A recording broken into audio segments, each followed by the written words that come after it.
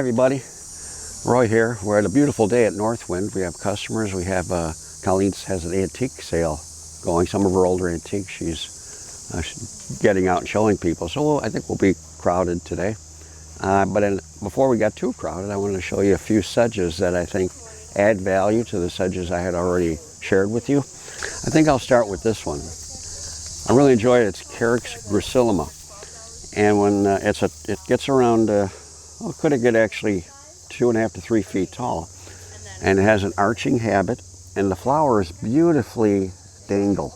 They're very small, very gentle, and dangle, but it needs a support system. If you put 10, 15, or 20 of these together, you couldn't make it messier.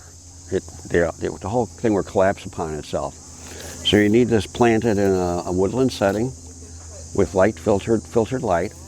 And you would need a support group of plants, possibly Carex woodi. Carex woodi is a little bit taller than Carys Pensylvanica, and this could lean into Carex woodi and dangle over the top. You could even drift it to some groups of Hosta halcyon. It would look beautiful at Hosta halcyon as it dangles over the top of the foliage in May. So there's a lot of woodland pulmonarias, a lot of longifolia. This would look nice with pulmonaria longifolia. So it's an attractive plant and adds a great gentleness over the top of other plants. And the next sedge I thought I'd bring is Carys Plantaginia. Look at the beautiful wide leaves on Plantaginia. This grows in average, just slightly moist, not too much dry soil with modest organic matter. It does well in our woodland area. We just have, I call it average soil. It drains well. It has an organic matter content of about 4%. But look at the foliage on this. Very wide foliage, and it contrasts the narrow-leafed sedges very attractively. You could put a high percentage of this in, and I'll talk about this one in a second. And then mix the Carys Plantaginia with it. You could even drift this as a support for Euchera villosa. Put this with Euchera villosa. Have one of the Carys Gracilima, 2 in there. They will arch over the villosa foliage. This will be the support system for the contrasting Euchera villosa foliage, and this will be the gentleness added to over the top of both foliage of the Euchera villosa and Plantaginia, Carys Plantaginia. Now this sedge is the workhorse. So it's another workhorse sedge like Carys Pensylvanica.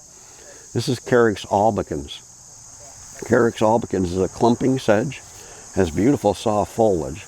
And again, when you put a higher percentage of this in than say the Carys Plantaginia, contrasting in small islands, the dominant sedge. And I just planted this at the Chicago History Museum. I did the garden design for the new back of the Chicago History, in fact the whole place, the ground layer. And I mixed Carys albicans with Carys Pensylvanica, and the distinguishing difference is they'll both look about the same. The Carys Pensylvanica a little more open. This will be tighter clumping, so you see tight with loose, and the foliage on the Carys Pensylvanica turns a soft brown in August.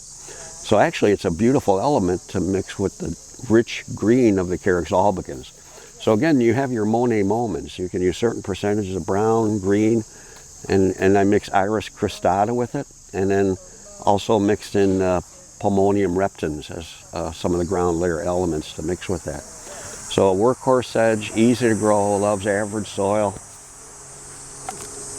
Carys Plantaginia. Let me get this up. Carys Plantaginia, beautiful foliage. You can put it in nice groups with coarser plants.